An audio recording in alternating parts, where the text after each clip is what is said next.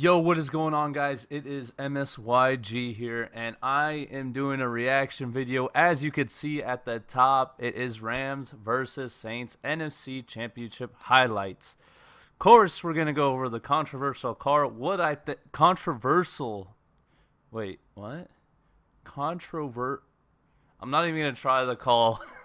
I can't talk right now, I guess. But we're going to go over the call that's being heard around the world. So, I am a Rams fan. Am I biased? With some things, but we're going to get into that and into that good stuff. So here we go. 3, ready. You ready? Set. Third down and 8. Breeze fires, pass is caught. Ted Ginn and the Rams, top two teams. This is the man's right here Breeze that did everything. Pass. The whole game. He did everything. Kamara carried the team. We shut down Michael Thomas. We shut down Ingram. He had like 3 or 4 good runs. I can't really remember, but he really didn't do much. Now, before I get further into it, I forgot to mention. So, leading up to this game, the officiating crew that was in this game was not in the Rams' favor. If you're going to think that, oh, they paid the ref or whatever. They were not in their favor. They were 0-7 against the head referee. I forgot his name, but the guy that wears the white hat, the head ref, we were 0-7 against him, and guess which game he refed? Was the Saints game. I'm pretty sure he was a referee for the Saints game. Kamara, he couldn't stop him. Breeze to the end zone. Pass is dropped by Arnold. Had it for a moment, couldn't secure. With that play, real quick, that was a hard catch. I mean, at his level, he should have caught it, but it's him turning around, catching the ball, and falling down. And he didn't start much games. He wasn't the starting tight end. I mean, as a secondary, you want to prove that you can be a starting tight end, but I thought he made a good play on the play. I mean, there's nothing he could have done there. He did all he could. It's just he didn't get his hands on the ball. So. And then I already know Todd Gurley. Oh my! I was so pissed right here. I was so mad. It's like you just gave it to this man. Come on. To hold them to another field goal right here was huge, bro. Huge. Saints double their lead, but yeah, because we stuffed that out. Oh, right there. I was pissed. I was like, they're looking for you to jump. They're not gonna go for it. They're gonna go for the field goal after the play. But the main goal was for them to make you jump. And guess what? Our young defensive line, what'd they do? They jumped. So looking for line. Passes caught for the touchdown. At this point, I was like crying in my head. I was like, bro, we're down 13-0. Oh, for the second yeah. Instead, he throws. I got so hyped after this for the play. first down. Oh my gosh. I think we didn't do much with this. I think we still got it. Strong and complete for a first down. Everett's a big dude. He's tackled. C.J. Henderson, my man, he stepped up when Todd Gurley didn't. So there we go. 3rd and 6. Gurley dropped it, but a flag. Okay, that flag right there. Let me just throw this out there. Pass interference on Brandon Cooks. It was, I guess you can't say it was pass interference because it wasn't passed to him. But I feel like the play should be the same as it is in basketball. That is, if there's a foul going on, then there's a foul. So if there's a penalty going on, there's a penalty going on. If Goff throws the football to Brandon Cooks, and there was no flag thrown, and he catches the ball, then guess what? It doesn't matter. It doesn't matter. It's not a flag. But since there is pass interference going on, if there was a potential pass, then it should still be called no matter what. And people don't see it that way, but we only got a field goal out of that. When if it was a pass interference, guess what? It would have been first and goal for us right there. So at the essential end of this half, it would have been tied 14-14. So, I mean, It's another thing to look at. But I think they need to change the rule? Yes, but we'll get into that later when the play that's heard around the world is being talked about right now. Blitz. Rams pick it up. Pass is broken up. No flag. Okay. If we were to slow that down, because I saw a slowdown of it, because obviously Rams fans or any fan that is getting told that you only won because of one play, they're going to look at the whole game and say, well, what about this? What about this? What about this? That was an obvious pass interference. Was it as obvious as the other one?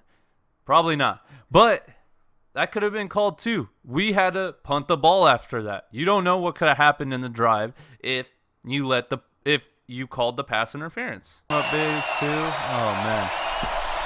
Oh, I think this is the Brandon Cooks play. Yep. Floats.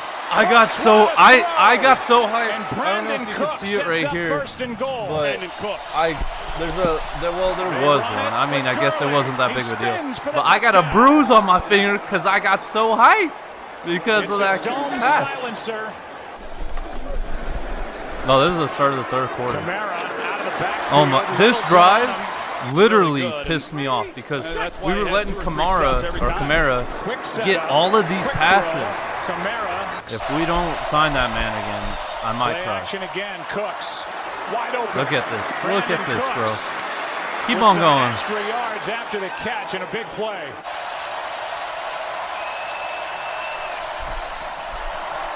Ooh, yeah. This was beautiful. Beautiful play. Goal line and short. Looked to be a good call, and the Rams right back to it. Anderson in the backfield, and Goff in this hurry-up effort. Way to waste it down. Right there. Way to waste it down, bro. Quick snap.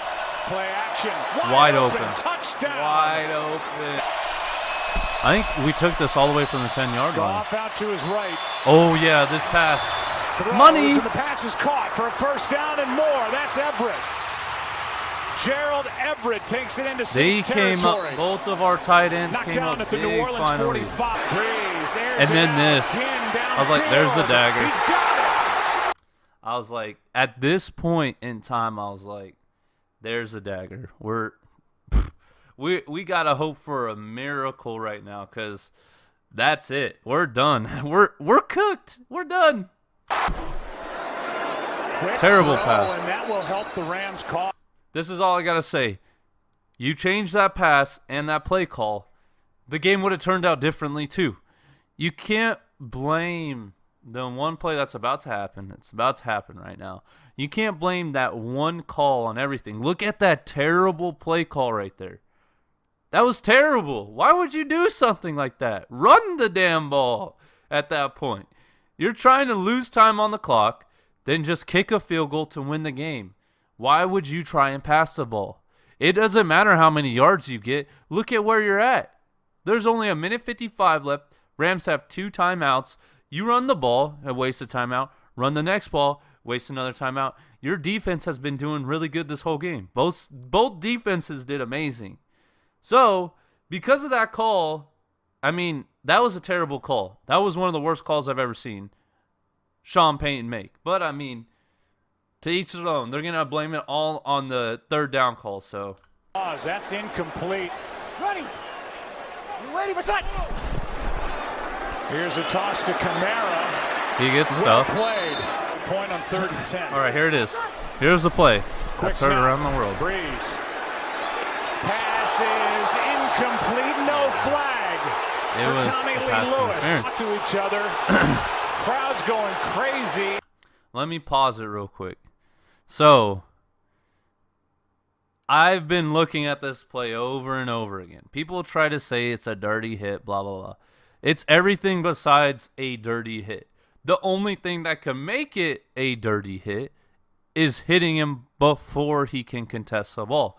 Now, if you want to say, oh, that play right there, he should have gotten pass interference. Well, what if I say this, that the Rams, if Ruby Coleman just turned around and then contested the ball, it would have been game over. He would have contested the ball, game over. Guess what? It would have been 4th and 10. Rams would have gotten the ball anyways after the field goal. So it's probably going to play. There's no flag right on the Saints sideline. Well, if Nikel Roby-Coleman plays the ball, it's an interception. It's probably going the other way with it. I mean, the ball's on the other side of Roby-Coleman, and it would have been an interception. It wouldn't have even mattered. Try is good. And you're up by 3 anyways right now. So throws, pass, caught. That's Reynolds. This is what I gotta say, is that you go up by 3. Sean Payton let his emotions get to him and didn't finish the game. He should have let this get by him, not even care about it, and guess what? Continue playing the game. You guys are up by 3 right now. You just got to make some defensive stops, and it's game over anyways. But what do? You keep on pouting about it, and this is what happens when you let something get to you on a game that it's this important to go to the Super Bowl. He noticed the rush, that's why. And here's Crutch Greg the leg again. The kick is I almost literally shit my pants when I saw that. I was like, holy fuck. He just missed it. There goes the game. But then it swung back in, baby. Breeze, protection, and then the interception. Ball is up for grabs and caught. Picked off. As he's trying to throw the football, the guy that made the trade for right before these two teams met last time, John Johnson's on his back. He falls down after the contact and is able to make the play as he's falling down. Yeah. With their best starting field position in the whole game. Goff under pressure. That pass was money. And Tyler Higbee. That pass looked like Mahomes was trying to pass that ball. Blitz. Ball is bobbled. I was like, oh my gosh, that was close. And yet here they are with a chance to win it. Here's Goff. That pass too. Makes the catch. Did he force it kind of? Yeah. Goff. But guess what? If they do in fact throw it, Goff has to know he just simply cannot take a sack. Safe throw. Cooks drops it. All right. This I was like, oh my god. Snap. The kick is. I was like, we're going to the Super Bowl. Let's go. 53 they go. Let's go. What I was trying to get at is that Sean Payton let that one play get to him. If he did not let that one play get to him, they might have won. That's all I'm trying to say, is that they could have won, except it was. And then they're going to blame it at the end of the game for that happening. But it's human error. Human error happens all the time. Now, is that a big human error? Yes, it's a huge human error. But guess what? There was tons of plays that should have been reviewed that didn't get reviewed. And an announcer made a very good point about it. Any play that, I guess they're going to try and do every play for pass interference that needs to get reviewed from now on, or can get reviewed. But then you should add a reviewable thing for everything. So what I'm trying to say is that people need to understand that there's human error, and there's also human emotions that take a huge factor in it. That one play in the beginning of that drive, the pass to Michael Thomas, was terrible. Then we stuffed Kamara, however the hell you say his name. And then the third play, was it a pass interference? Yes. Should it have been called? Yeah. What if? But then you're saying, what if Roby-Coleman turned around and tried to contest the ball? Totally different game. So they wouldn't even scored right there. You don't know what would have happened. So I'm just saying. So hope you guys enjoyed the video. That's what I'm trying to get at. Rams are going to the Super Bowl. You know what? Sorry for them Saints fans, but guess what? There's some other things that we could say about your coach that happened in previous years that could have affected this game, because I believe in karma, and karma is a bitch. That's what it is. So hope you guys enjoyed this video. Like, comment, and subscribe to my channel, and like and comment to the video. This is MSYG. I'll see you later. Deuces.